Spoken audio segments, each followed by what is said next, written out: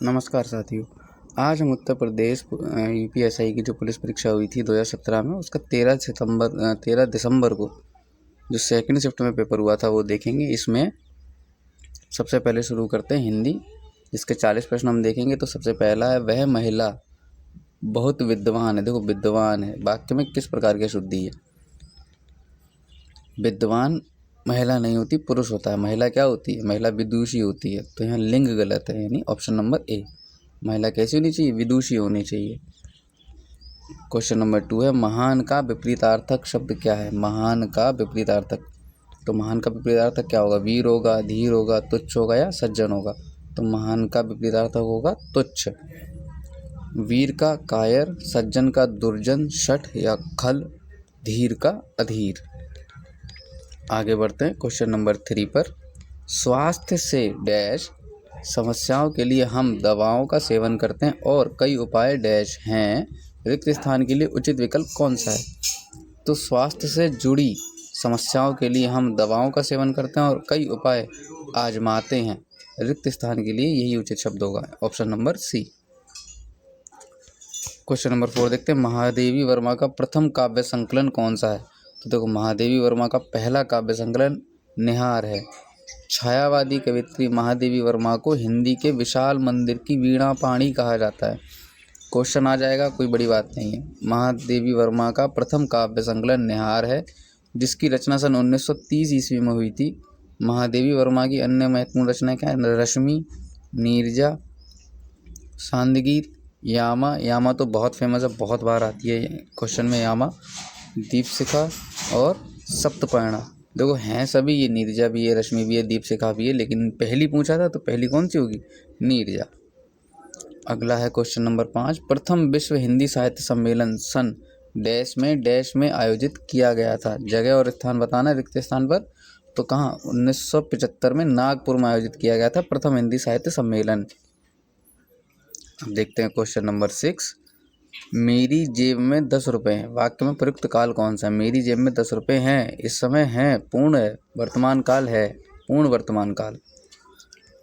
Question number 7 आपका, अग्र का विलोम शब्द है। अग्र, अग्र माने आगे, तो इसका उल्टा क्या होगा? विलोम, इसका होगा पीछे, यानी कि पश्च। नीचे का ऊपर, पूरब का पश्चिम, आगे का पीछे।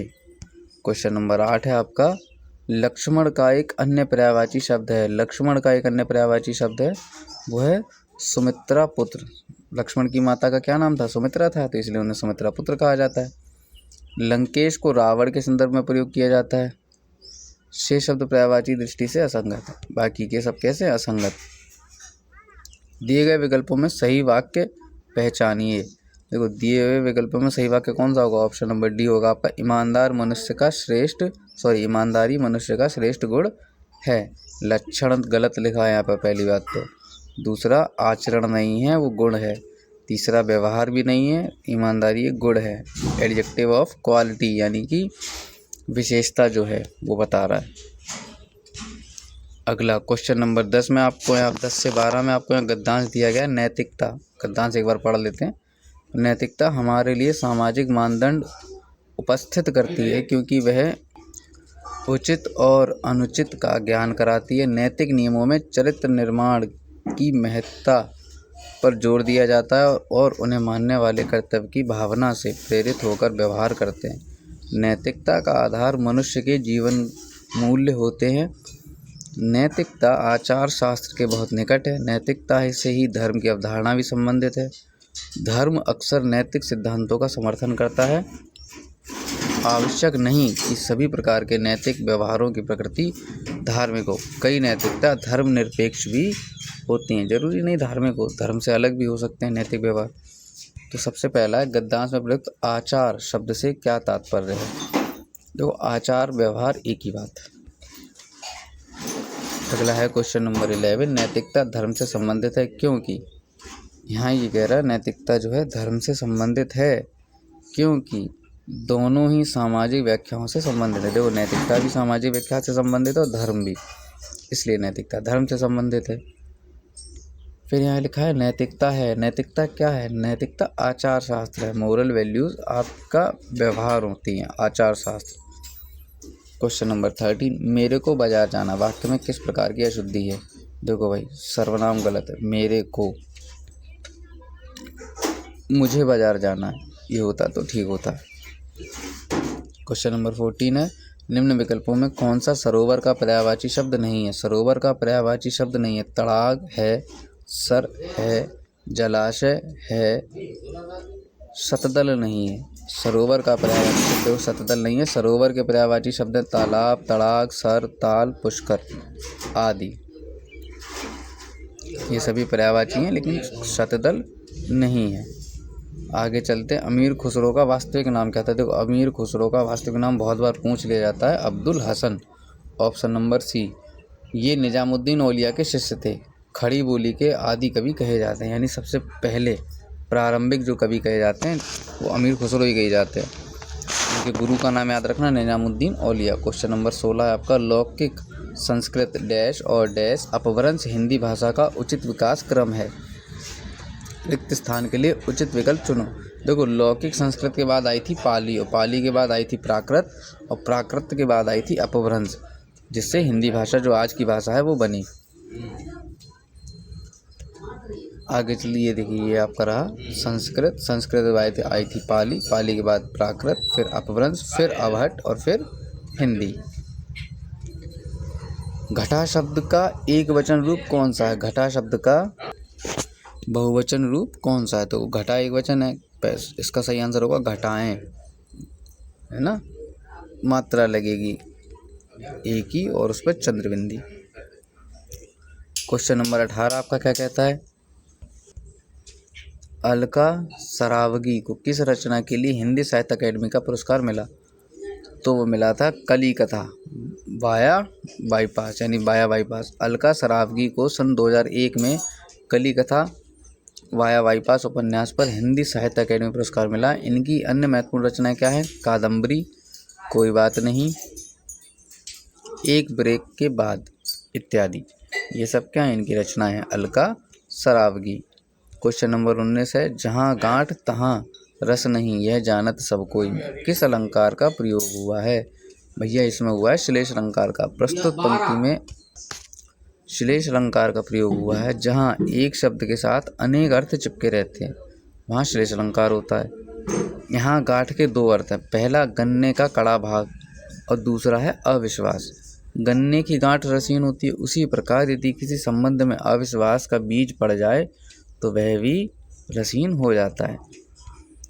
इनमें से मैथिली शरण गुप्त की कौन सी रचना नहीं है? देखो, नहीं है पूछा। साकेत है, भारत भारती है, रंग में भंग है, प्रिय प्रवास नहीं है।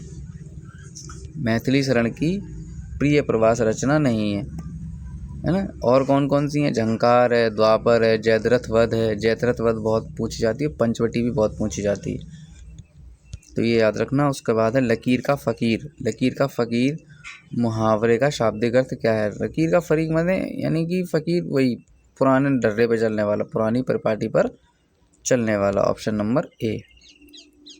क्वेश्चन नंबर 22 है आपका, दिए गए विकल्पों में से भ्रांतिमान अलंकार का उदाहरण कौन सा है? देखो, ओस बिंदु चुग रही हंसनी मोती उनको जान, यानी कि ओस के बिंदु चुग रही है हंसनी उनको मोती समझकर, तो ये आपका है भ्रांति, यानी कि उसको भ्रम हो रहा है, कुछ गड़बड़ महसूस हो रही है ना। ये रहा, दिए गए विकल्पों में से ओस बिंदु चुग रही हंसनी मोती उनको जान भ्रांतिमान अलंकार का एक उदाहरण है।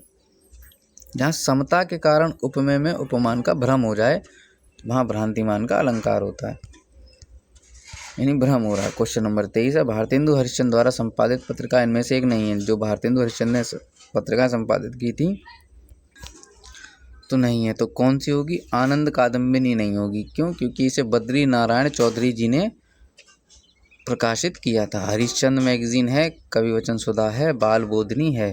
भारतेंदु हरिश्चंद्र ने ये 3 की थी, आनंद कादम्बिनी नहीं की थी। ऑप्शन नंबर ए। ये किसने की थी? बद्री नारायण चौधरी ने।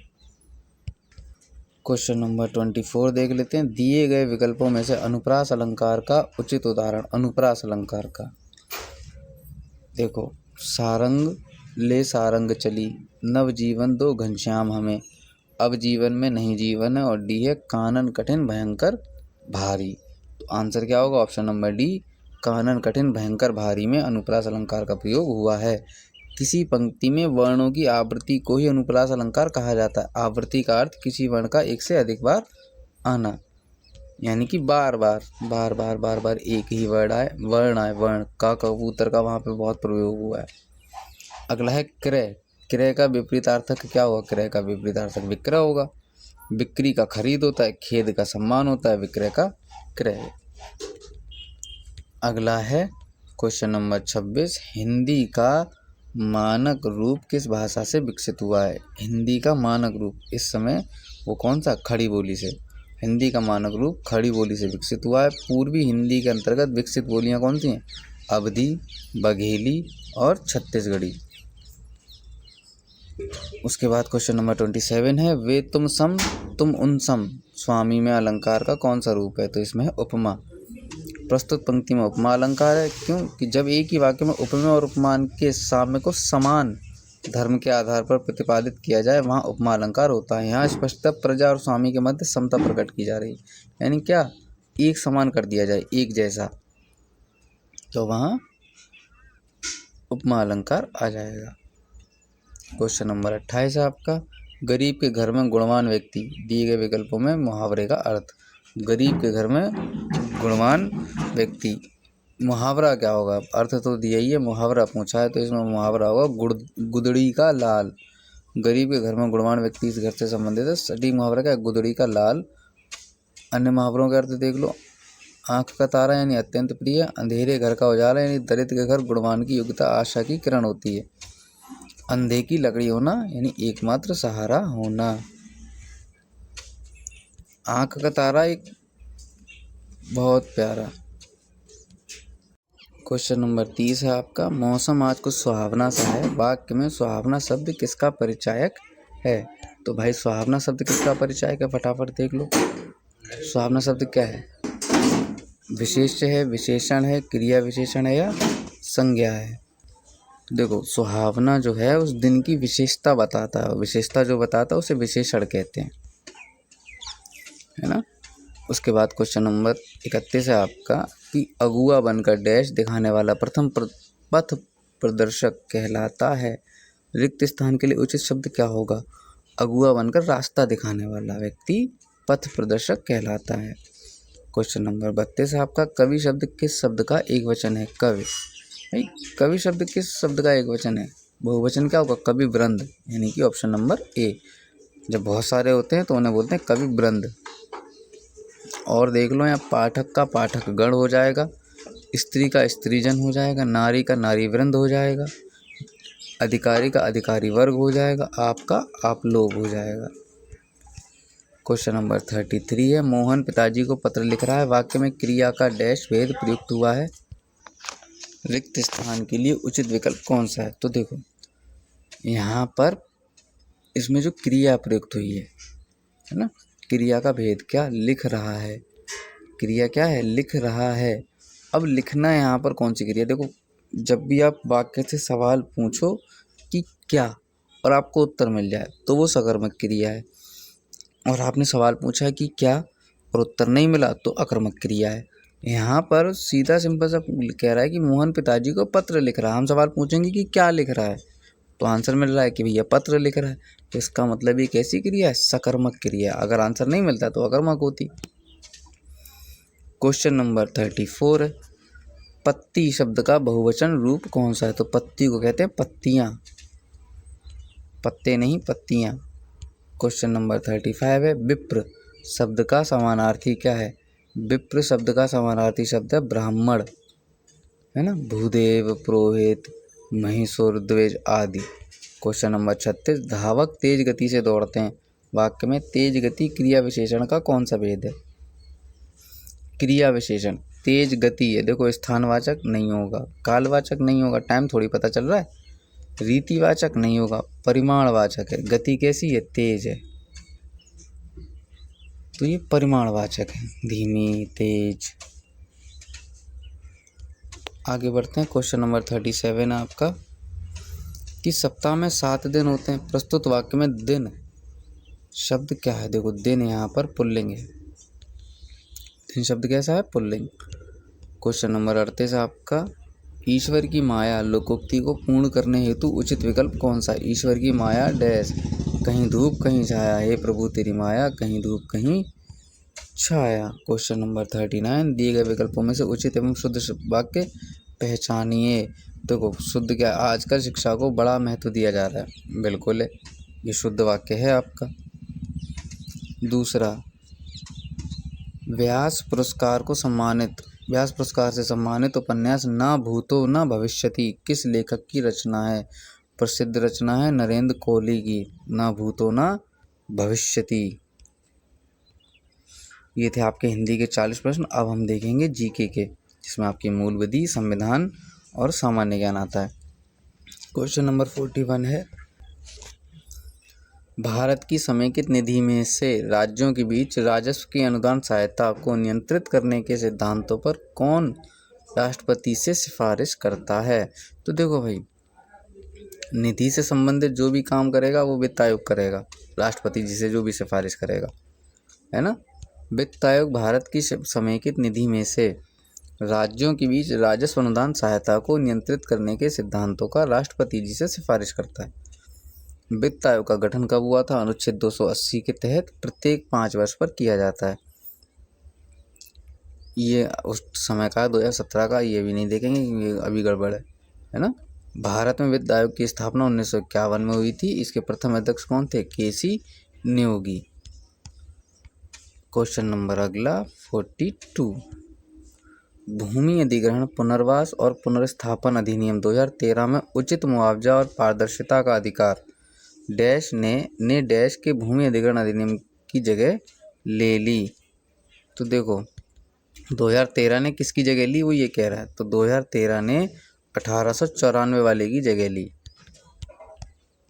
क्वेश्चन नंबर 43 आपका सूचना का अधिकार अधिनियम आरटीआई के प्रावधानों के तहत भारत का कोई भी नागरिक डैश से जानकारी का अनुरोध कर सकता है। किससे? लोक प्राधिकरण से जानकारी का अनुरोध करता है।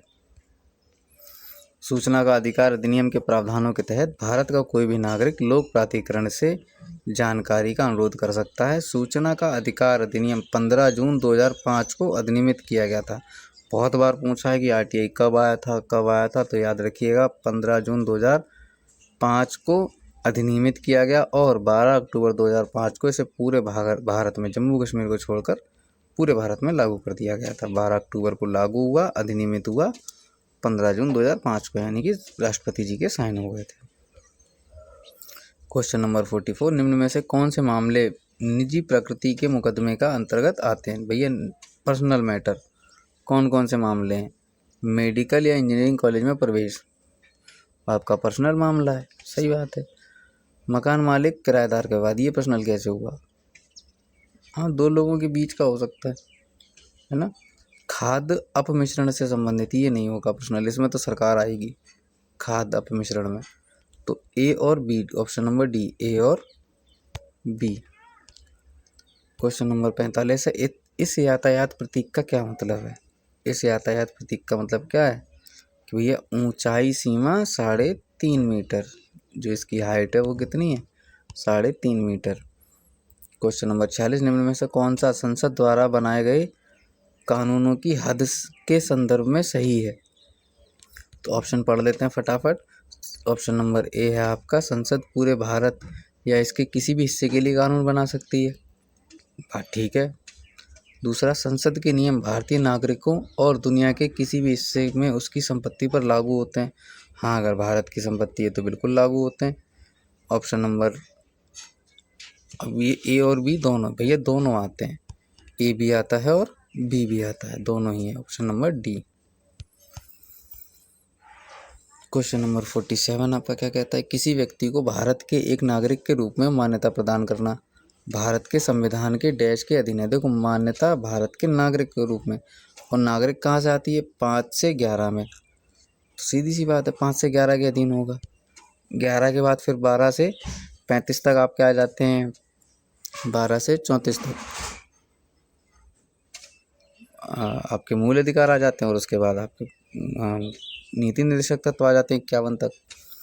फिर 51 में है आपका मौलिक कर्तव्य। 48वां क्वेश्चन है, निम्नलिखित देशों में से किसके साथ भारत ने पुनात संगशु पनबिजली परियोजना पर अमल करने के लिए द्विपक्षीय समझौते पर हस्ताक्षर किए?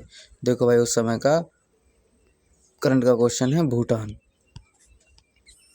क्वेश्चन नंबर 49 है, एक स्वसंपूर्ण मॉलवेयर कंप्यूटर प्रोग्राम जो अन्य कंप्यूटर में प्रसार करने के लिए खुद की प्रतिकृति बनाता है, यानी फोटोकॉपी बनाता है। अक्सर यह अपने प्रसार के लिए लक्षित कंप्यूटर तक पहुंच पाने के लिए उसकी सुरक्षा विफलताओं पर निर्भर करते हुए एक कंप्यूटर नेटवर्क का उपयोग करता है। इसको क्या बोलते हैं? इसको बोलते हैं वर्म। ऑप्शन नंबर सी, ये वर्म है। वायरस, विषाणु या मदरशिप नहीं, ये वर्म है। क्वेश्चन नंबर 50 है आपका, निम्न में से कौन सा कथन लोकसभा चुनावों के बारे में सही है? देखो, लोकसभा चुनाव के बारे में, सभी मान्यता प्राप्त राष्ट्रीय और राज्य दलों के चुनाव के दौरान उनके अभियानों के लिए राज्य के स्वामित्व वाले इलेक्ट्रॉनिक मीडिया या आकाशवाणी और दूरदर्शन के सीमित मुफ्त उपयोग की अनुमति यहाँ बिल्कुल है। दूसरा, एक उम्मीदवार के चुनाव अभियान के दौरान खर्च होने वाली धनराशि पर सख्त कानूनी सीमा लागू है, बिल्कुल लागू है, बस उसको मानता कोई नहीं है। तो ए और बी दोनों सही हैं। ऑप्शन नंबर ए, सब कुछ लागू है, मानना किसी को नहीं है, लागू ही लागू है बस। क्वेश्चन नंबर 51, क्या कहा जाता है इसमें? गांधी को दक्षिण अफ्रीका से भारत लौटने के लिए राजी करने में किसने महत्वपूर्ण भूमिका निभाई थी? देखो, गांधी जी को दक्षिण अफ्रीका से भारत लौटने के लिए राजी करने में किसने महत्वपूर्ण भूमिका निभाई थी? होते CF एंड्रयूज। गांधी को दक्षिण अफ्रीका से भारत लौटने के लिए राजी करने में CF एंड्रयूज ने महत्वपूर्ण भूमिका निभाई थी। भारत में प्रवासी भारतीय दिवस 9 जनवरी को मनाया जाता है। प्रवासी भारतीय दिवस महात्मा गांधी जी के दक्षिण अफ्रीका से लौटने के उपलक्ष्य में मनाया जाता है। भारतीय बैरिस्टर के रूप में साउथ अफ्रीका से आने पर 9 जनवरी 1915 को महात्मा गांधी जी का स्वागत हुआ था। 9 जनवरी 1915 को लौटे थे, इसीलिए प्रवासी भारतीय दिवस मनाया जाता है। अर्थव्यवस्था में असली मुद्रा मूलधन के कारण बढ़ जाती है। भाई, ब्याज दरों में कमी के कारण बढ़ जाती है। क्वेश्चन नंबर 53 आपका, वर्ष 1972 में स्थापित डैश अहमदाबाद में स्थित दुनिया के सबसे बड़े महिला श्रमिक संघ में से एक, जो निम्न आय स्वतंत्रता से कार्यरत महिला श्रमिकों के अधिकार को बढ़ावा देता है, उसका नाम है स्वयं कार्यरत महिला संघ, यानी कि सेवा, SEWA। क्वेश्चन नंबर 54 है आपका, लोकपाल बिल पर निम्न में से किस राष्ट्रपति ने हस्ताक्षर किए थे? तो भाई, लोकपाल बिल जो आया था, अन्ना हजारे लेके आए थे, वो थे प्रणब मुखर्जी उस टाइम पर ना। भारत के पूर्व राष्ट्रपति प्रणब मुखर्जी ने लोकपाल और लोकायुक्त विधेयक 2013 1 जनवरी 2014 को हस्ताक्षर किए। इसके साथ ही विधेयक अब अधिनियम बन गया, ठीक। और उसके बाद पूर्व न्यायाधीश पिनाकी चंद्र घोष, ये नाम याद रखिएगा, 19 मार्च 2019 को देश के पहले लोकायुक्त नियुक्त हुए थे। क्वेश्चन नंबर 55 है, भारत के संविधान में किस अनुच्छेद में पोषण के स्तर और जीवन स्तर को बढ़ाने के लिए और सार्वजनिक स्वास्थ्य में सुधार के लिए राज्य के कर्तव्य के बारे में बात की है? देखो, नीति निर्देशक तत्व के अंतर्गत आएगा, सीधी सी बात है। यहाँ पर तुक्का भी मार दो तो अनुच्छेद 12 नहीं आता, नीति निर्देशक तत्व में 33 भी नहीं आता, 18 भी नहीं आता, कौन सा आता है? 47 आता है। तो इसी में बोला गया होगा, भारत के संविधान में अनुच्छेद 47 में पोषण स्तर और जीवन स्तर को बढ़ाने के लिए, सार्वजनिक स्वास्थ्य सुधार लाने के लिए राज्य को कर्तव्य के बारे में बात की गई है। अनुच्छेद 12 में तो राज्य की परिभाषा ही दी गई है, 18 में उपाधियों का अंत और 33 द्वारा प्रदत्त अधिकारों का बलों आदि को लागू होने में रूपांतरण करने की संसद की शक्ति। क्वेश्चन नंबर 56 क्या है आपका, कौन से कॉलेज को जिसे एक अल्पसंख्यक संचालित संस्था के रूप में चलाया जा रहा है जांच के दायरे में रखा गया था क्योंकि उसे सरकार की ओर से अनुदान सहायता प्राप्त हो रही थी? अदालत ने फैसला सुनाया कि अनुदान एक संस्था के अल्पसंख्यक स्वरूप को बदल नहीं सकता। तो वो अनुदान मिल रहा है तब भी अल्पसंख्यक है, नहीं मिलेगा तब भी अल्पसंख्यक है वो। Saint Stephen College. अगला, ये कहाँ है? दिल्ली में है। प्रत्यक्ष विदेशी निवेश की निकासी कब शुरू हो सकती है? तो इसका ऑप्शन नंबर ए क्या दिया है कि व्यापार चक्र के अंत में जब कंपनियां विदेशों में उनकी संपत्ति का विस्तार करने की कोशिश करती हैं। और ऑप्शन बी क्या दिया है? जब व्यापार, उदारीकरण और औद्योगिक विनिमय संभव नहीं होते। तीसरा सी नंबर दिया है, जब ब्याज दर और निवेश के अवसर अधिक होते हैं। ऑप्शन नंबर डी, जब घरेलू निवेश कारोबार में प्रमुख होता है। तो देखो इसका आंसर क्या होगा? ए और बी दोनों। ये क्वेश्चन गलत था वहाँ। व्यापार चक्र के अंत में जब कंपनियां विदेशों में अपनी संपत्ति का विस्तार करने की कोशिश करती हैं लास्ट में, तो प्रत्यक्ष विदेशी निवेशों की निकासी शुरू हो सकती है। हालांकि ब्याज दर किसी भी कंपनी के निवेश में महत्वपूर्ण कारक होता है, साथ ही व्यापार, उदारीकरण और औद्योगिक विनिमय संभव नहीं होते, तब भी प्रत्यक्ष विदेशी निवेशकों की निवेश की निकासी शुरू हो सकती है। तो दोनों ही होते हैं। क्वेश्चन नंबर 58 है आपका, लोकसभा की कितनी सीटें अनुसूचित जाति के लिए आरक्षित हैं? तो भाई 84 सीटें जो हैं आरक्षित हैं अनुसूचित जाति के लिए और 47 सीटें एसटी के लिए, अनुसूचित जनजाति के लिए। क्वेश्चन नंबर 59 है आपका, 17वीं सदी में किस सिख गुरु ने दारा शिकोह को पनाह दी थी? तो वो थे गुरु हरराय। इन्होंने दारा शिकोह को पनाह दी थी। दारा शिकोह कौन था? शाहजहां का बड़ा बेटा और औरंगजेब का बड़ा भाई। आगे चलते हैं क्वेश्चन नंबर 60 पर। यहाँ आपका कहा गया है कि जब संविधान को पहली बार अपनाया गया था तब इसमें कितने अनुच्छेद थे? देखो तब 395 थे। 395 आज भी हैं, लेकिन उनके सब क्लॉज बड़े हैं। अनुच्छेदों की संख्या 395, कहीं कहीं ये 448 लिख देता है, कहीं 395 लिखा मिलेगा। ऑफिशियल डाटा अगर आप कहेंगे, टिक लगाएंगे तो वो 395 ही होगा। पहली बात तो आएगा ही नहीं, ये सवाल आता ही नहीं है कि अब कितने अनुच्छेद हैं, क्योंकि इसमें बहुत ज़्यादा कन्फ्यूज़न है। ऑफिशियल डाटा भी कहता है कि 395 ही है, उनके सब क्लॉज बढ़ा दिए गए बस। लेकिन अगर नंबर देखा जाए तो वो 448 तक पहुँच गया, बल्कि ज़्यादा पहुँच गया होगा। ये तो 2017 के पेपर है, तो और ज़्यादा होगा ना। पहले 22 अनुसूचियाँ, 12 भाग और 22 अनुसूचियाँ हो गई। पहले थी 8 अनुसूचियाँ थी, 22 भाग थे, तो भाग भी उतने ही। क्वेश्चन नंबर 60 आपका क्या कहता है? 60 हो गया। 61 आपका क्या कहता है? मिसाइलों की व्याख्या रेंज के अनुसार और विकास के लिए भारतीय रक्षा मंत्रालय का एक कार्यक्रम था। यह 1982 ईस्वी में शुरू हुआ था और 2008 में पूरा हुआ। डॉक्टर कलाम के नेतृत्व में रक्षा अनुसंधान और विकास संगठन DRDO द्वारा इसे निर्देशित किया गया था।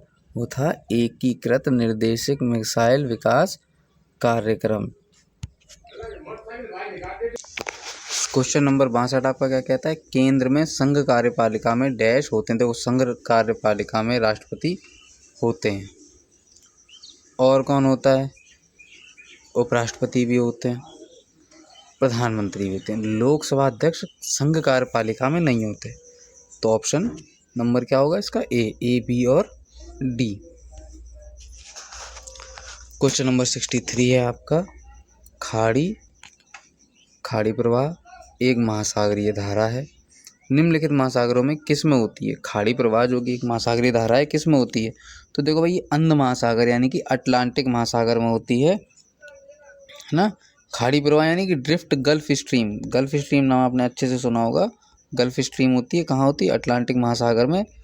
वायु के प्रभाव से चलती हैं ये सब, जितनी भी महासागरीय धारा होती हैं। क्वेश्चन नंबर 64 है, और इमारत के पर्यावरण प्रदर्शन का एक मूल्यांकन करने के लिए एक रेटिंग प्रणाली तैयार की गई है, जिसको डैश के नाम से जाना जाता है। तो option number A, leadership for environment and development यानी कि LEAD।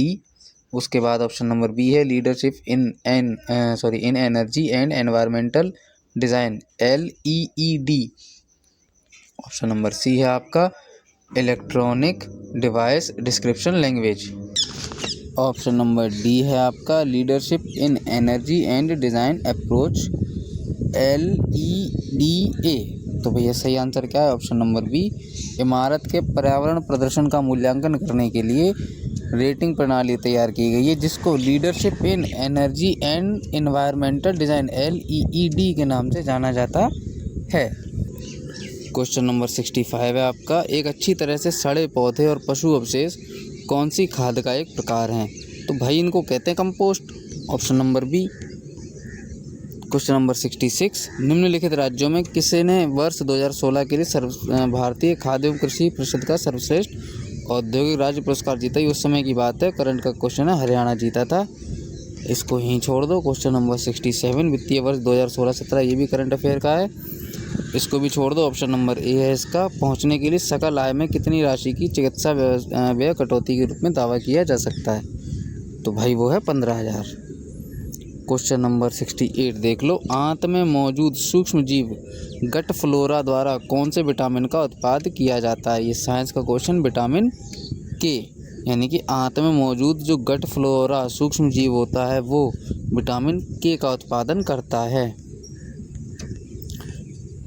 क्वेश्चन नंबर 69 है, काराकोरम की दक्षिणी सीमा किस भारतीय नदी से बनी हुई है? काराकोरम पहाड़ियों की जो दक्षिणी सीमा है, देखो काराकोरम दक्षिणी सीमा गिलगित, सिंधु और श्योक नदियों द्वारा पश्चिम से पूर्व की तरफ बनाई गई है।